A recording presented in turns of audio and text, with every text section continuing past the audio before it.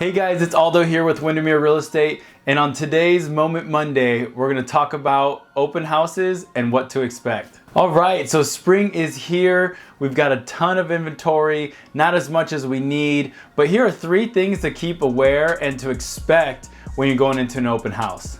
Number 1, when you walk into an open house, you're probably going to be greeted by 1 or maybe 2 agents, and the actual thing to keep in mind of is the agents that are there most of the time are actually not the listing agents. So they do not represent the homeowners of the actual home. Many agents, that don't have a lot of listings will go and host people's open houses, and they'll actually there to represent any buyers that come through or to represent any buyers that are looking to purchase another home. Though the agent that is hosting the open house may not be there and representing the agent, don't worry, they still know quite a bit about the home, or at least they should know.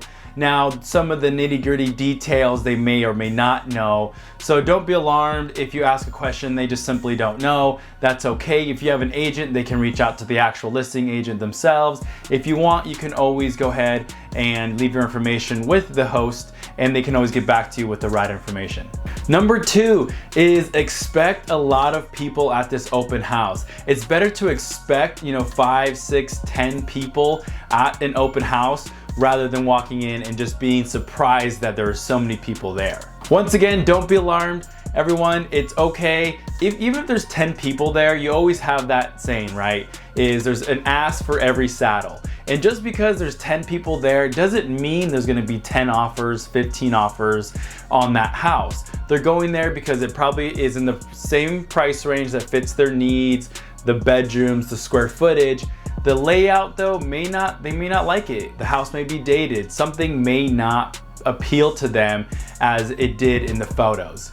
And number 3 is expect to give some sort of information to the host. Now, some people will like you to sign in before you actually enter the house, gives the homeowners a little bit of peace of mind on who actually came through. For myself, I actually only ask for people's information if we feel, or if I feel like we have a connection. If we've had a good, conversation, I've answered your questions, we've gotten along. Our job is to help sell that home and also bring a buyer to that house, and maybe even if you're not interested in that home, to purchase another house. So I'm gonna ask you, hey, do you mind if I can get some of your information? I'd love the opportunity to represent you in your next purchase. Now, it's okay, guys, listen, it's okay to say no. If I were to ask you that, it's okay. Just say no. Either you have an agent or just say, hey, we're not ready at this time.